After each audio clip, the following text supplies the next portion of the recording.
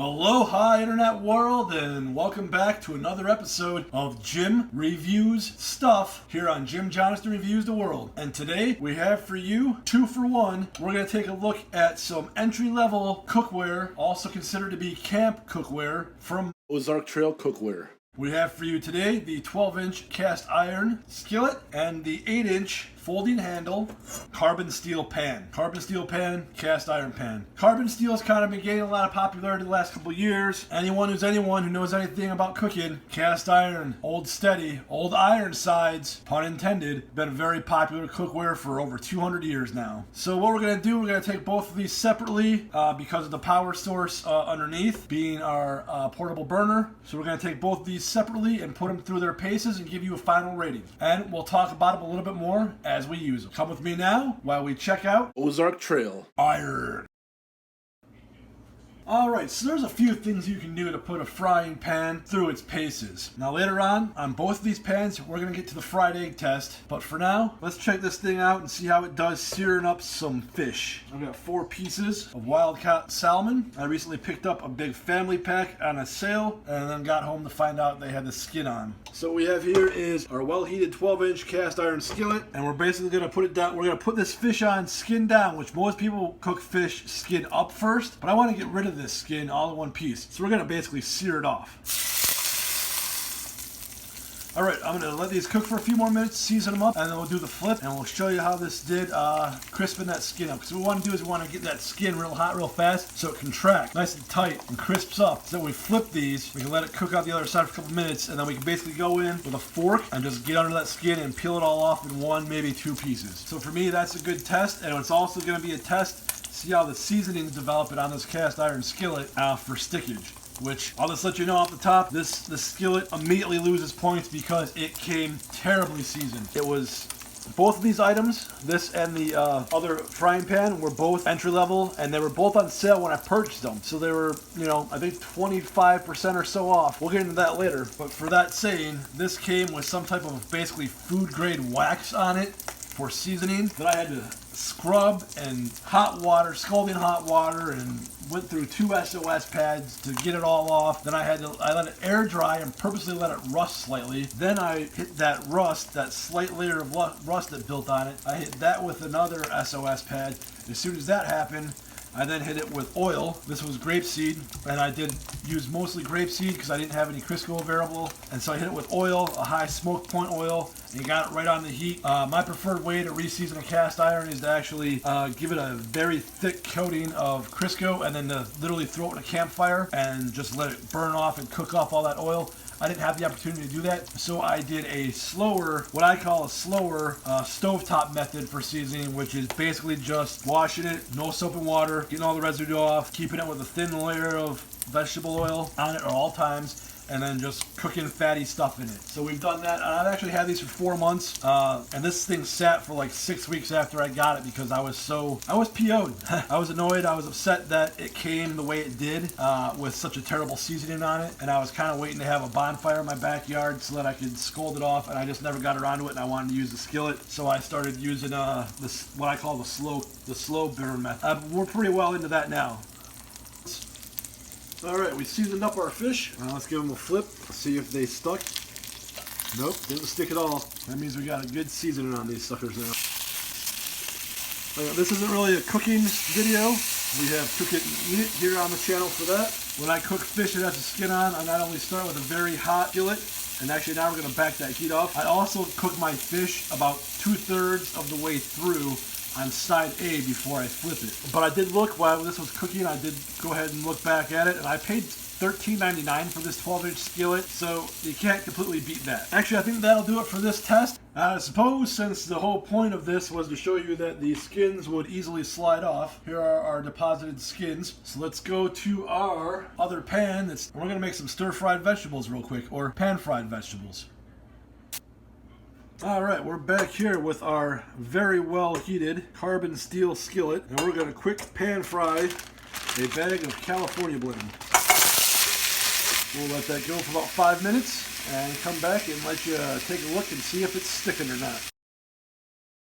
Alright, we're back. Wanted to show you real quick. This is how you know you have a pretty well seasoned pan. There's still some spots around the edges where there's work to be done. All I did after I took the fish out was hose this out on the kitchen sink over hot water. Didn't scrub it, just hosed it clean and then wiped it out.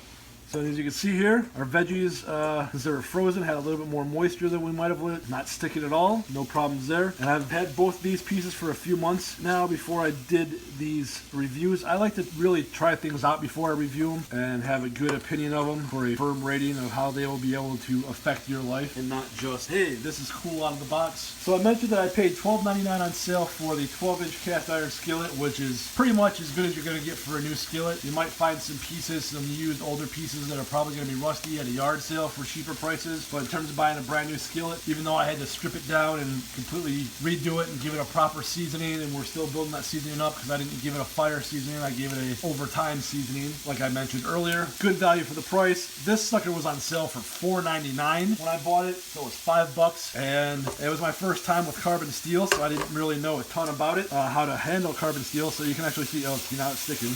All that liquid finally went away. And you see now this is starting to stick down a little. I had the spurs to it because it had this excess water in it. Alright, so our vegetables are just about done. As you can see, they did the job. There's just another example of how you can use this thing for full cooking videos with this frying pan. You can see them here on Jim Johnston Reviews the World on episodes of Cook It and Eat It. Specifically, my one pan recipe for pad thai using in-home ingredients, instant lunch or cup of noodle. So check that out to see me cook a full meal in this. In short, $4.99. This sucker does the job. Good morning, YouTube world! Here on this episode of Jim Reviews Stuff, we've been putting these two cast iron, carbon steel, call them both iron, pans from Ozark Trail through their paces. Last test I want to show you in this review and demonstration is the fried egg test. So we got our pans pretty hot, thin layer, thin spritz of oil. We got a couple eggs here, good old cackleberries as Cowboy Kent calls them. So what we're doing here is we're checking to see if our cackleberries stick or not with just a little bit of spray. All right, let's go. Oh, look at that, I murdered that egg. And there, that one came out much better. A little shake of seasoning salt, grains of pepper. All right, I think we're ready for our flip. See if they stuck. No stickage there. Good pan, good pan. This one, no stickage here either. There we go. That's the owner as much as the pan. There we have it. Fried eggs, no stickage. Fried eggs.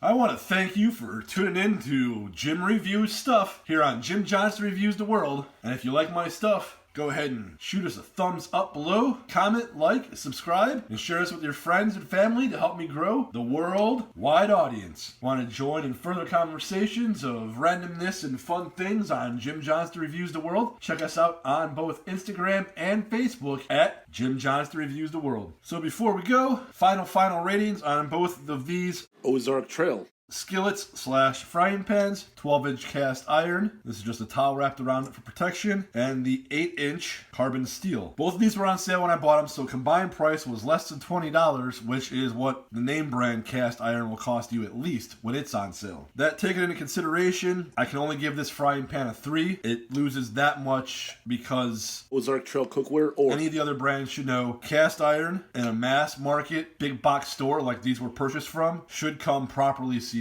If that costs a little bit of money and you have to raise the price $1 or $2, it is what it is. But you need to assume in a big box setting that someone buying cast iron is most probably, not definitely, but most probably a novice in the cast iron market. And you would have had food ruined and other things if you had cooked on this with the way it came seasoned from the factory, because what was on it was some type of wax, like a food grade wax, and that doesn't work. I'm gonna give this one 4.5. This is my first carbon steel pan, and obviously it's a value priced budget one. It has the handle that folds because it's meant for camping. I did have to tighten up the little nodules on the handle to keep it from flipping too easily, and because it was value priced and probably for camping, I think that the wall construction is thinner than normal, and so I've had some issues with scorching because you also want to cook with high heat on this. But I'm gonna give it 4.5 because it overall I really like it, and I think as time goes on we'll develop a nice permanent seal coat on the bottom. Much like the cast iron, this seasoning still has room to improve as well. So a 3, it's a good thing, it's a good entry level, but I can't get down with the way it came seasoned from the factory. And this will give a 4.5 because any issues with this are minor